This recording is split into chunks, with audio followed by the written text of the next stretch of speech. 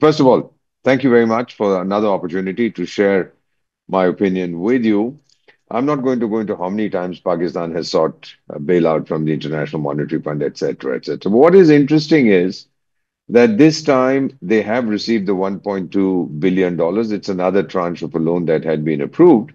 Now, in the IMF, there is no such thing as a no vote. This is in May of 2025. You can abstain to prove your point, which India did, saying that all the money that we give these fools is used for promoting cross-border terrorism, etc. By we mean the International Monetary Fund.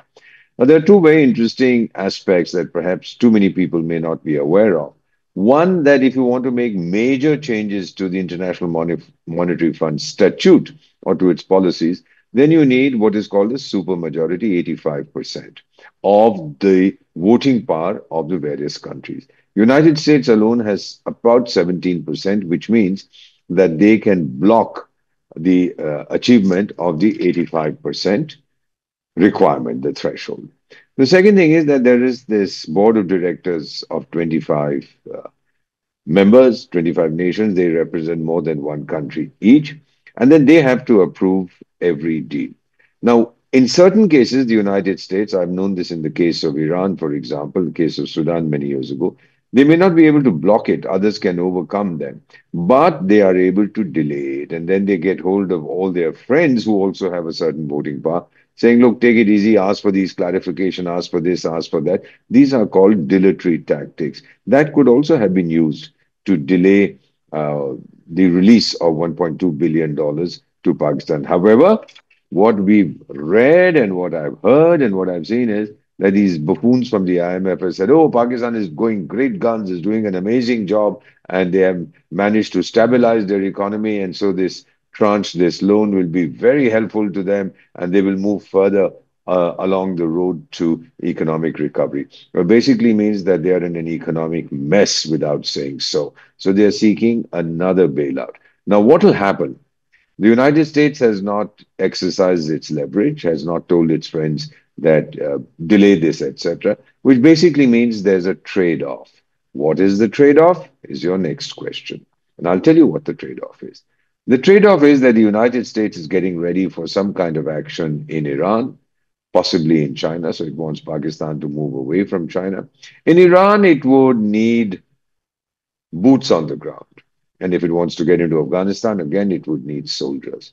Now, American lives, according to the Americans, are very precious. They haven't lost a single fellow since Trump came to power. They will use air power, they'll use drones, they'll use missiles, etc. But ultimately, to hold the territory or to effect regime change, they will need boots on the ground.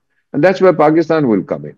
I do recall that in the 1950s, when a character, joker called Ayub Khan, had promoted himself to field marshal, he had been to the United States. And on his first visit as army chief of Pakistan, some American diplomat took him around, showed him where American troops are housed and what their facilities and bases are. He said, look, I haven't come here to see where your people stay. I've come here to tell you that you have a confrontation called the Cold War with the then Union of Soviet Socialist Republics, the Soviet Union. And if you need my help, we are ready to make our army your army, provided we sign certain agreements and you give me money. It was in the 50s that he had already declared that Pakistan had a mercenary army. But the bottom line there was that you can't afford to lose your people. You've lost too many in the Second World War. And now you need to make sure that your population doesn't suffer through a shortage of human power. I'm not saying manpower. And in Pakistan, it doesn't matter to us because if two, four, five, six from a family die, there are 30 children per family. We'll keep producing more. So it doesn't bother us at all. This was the logic at that point of time. This seems to be the logic even today. As the great French philosopher Jean-Baptiste Lacan had said, plus ça change, plus c'est la même chose. The more it changes, the more it's the same thing. What otherwise is Pakistan's interest in being a sidekick of the United States? Very, very clear. The money. As long as I can keep getting money, as I was doing during the Soviet Union's invasion of Afghanistan, I means Pakistan, I have no problem at all. So what if my people die? I'll just produce more. I have no difficulty at all. Your reluctance to lose your people is because you don't have the kind of reproductive capability that I have, or you're not interested. So I believe that this time the trade-off is that if we need people to sacrifice themselves, you will supply them, you being Pakistan, and in return, I'll give you some money either directly or through the International Monetary Fund. And the 25 board members will not oppose, will not delay, will not use dilatory tactics, and will only impose one condition that the money we are giving you shouldn't go to repay your huge loan to China. Of course, it will go to repay the loan to China. The Pakistanis will tell lies. Nobody will call out the lies. The Americans will tell any investigative journalist or any independent monitor who says, look, these guys are cheating you. The Americans will just shut up. We know they are cheating us, but we don't want to be told about this. This is the reality. So the money has been given, a recognition that Pakistan is in a lot of trouble. And second, that the trade off is their lives for my money. Enough for about 3 days. It'll last for maybe 3 days or a week, and after that, they'll need more. Right now, they are dancing the bhangra. Oh, ye mil gaya, paise mil gaye. Fellows are idiots. You have to take certain measures to stabilize your economy. You have to broaden the tax base. You have to root out corruption. You have to reduce the size of your military. You have to tell your generals don't run off to the United States or Europe and or to Dubai and build huge villas over there and send your kids to study there. Where does the money come from? Let me tell you something. Although it's not directly relevant to Pakistan, I was watching a video interview of Donald Trump Jr. recently, and he had gone to Monaco with what he described as his very beautiful girlfriend. And he was asked, what did he see there? He said, I saw all these beautiful cars, the Bugatti, La Voiture Noire, the most expensive car in the world. I saw Maybachs. I saw all expensive vehicles with Ukrainian number plates in Monaco, which means the oligarchs of Ukraine, corrupt as hell, had run off to Monaco to enjoy their lifestyle. We hear this is also true of Dubai, while the peasant army in Ukraine is fighting the Russians and hundreds of thousands are being killed. Do you think that Joker Beginsky cares? He doesn't. So, in similar vein, Pakistan, if it wants to improve its outlook on life, first get rid of corruption, downsize your army, broaden your tax base, and introduce a element of discipline in your society. You know, people steal electricity, people steal what they want to. And the most important thing is to come from fantasy to reality. I have a target in India. I have a target of 2047 to be a developed country. I don't compare myself to Jihadistan. But those guys have nothing. They are born, they say, to create trouble for India. Well, if that is your ultimate goal, India won't get trouble. We are continuing to grow. In 2025, we will have an exponential rate of growth, probably close, above 9% because of all the money we've spent on Deepavali and what we are spending right now, even as we talk during the marriage season. Pakistan can't do it. There's a small group of people who control 90% of the country's resources. The rest of the awam, as they say, continues to suffer. And then there is this cricket playing fellow who's in jail at the moment, quite a buffoon, but insanely popular. While a self styled field marshal thinks he knows everything about everything, he actually knows nothing about everything, and he knows everything about nothing.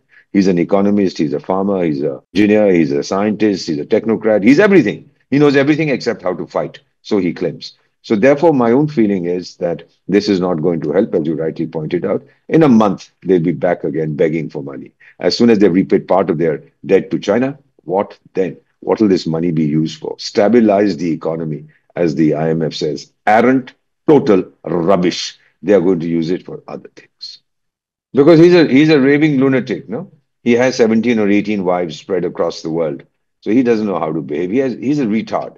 Essentially, let me tell you something about democracy and Pakistan not going together. Now, I'm quoting to you something very interesting. This was I think in 2000, 2001, when I was posted in Spain. The Gorbachev, you might remember Mikhail Gorbachev, the chap who's blamed for breaking up the Soviet Union, glasnost and perestroika with the thing, openness and transparency that he talked about. I was at a conference organized by the Gorbachev Foundation of North America, and Billu Bhai Clinton, you might have heard of him, the American president, whom I know well. He was also present there. And so somebody came. The subject of the conference was democratic transition, and we were asked to chair one session. So I remember Arab ambassador going up to Mr. Clinton, I think, or to one of the representatives of Mikhail Gorbachev. I think it was to Mr. Clinton, going up to him saying, Mr. President, although he was no longer president, we referred to as Mr. President. Mr. President, do you see that no Muslim ambassador has been invited to this? A Muslim dignitary or Muslim leader has been invited to this conference on democratic transition. And Clinton smiled at him and at me and said, "Can you tell me which Muslim country is democratic?" That was the end of the conversation. And as I came back that evening, I reflected on it deeply and said, he's right. There's something in Islam that militates against the concept of democracy. Basically, Islam doesn't tolerate another point of view. It's either my way or the highway. It's the given word. It's the divine, what do they call it? Sacred divine revelation. And if you say something else, uh, you're in trouble. So if you have a kind of system like this, then naturally there cannot be democracy. Basis of democracy is tolerance. You accept, adopt different points of view. You choose what you want. And the healthy debate, healthy discussion is not allowed. I'll give you another example. I'm right now not in the nation's capital. I'm somewhere far away. And if I were to ask a friend of mine from the Islamic religion, that do you think it's a good idea if a lady from that religion runs off with a Christian, what happens? He'd be furious. He said, but it can't happen. It's not written in our holy book. Well, what happens today in 2025? The holy book was written very long ago. And he would just then look at me, glare at me, and probably get very upset.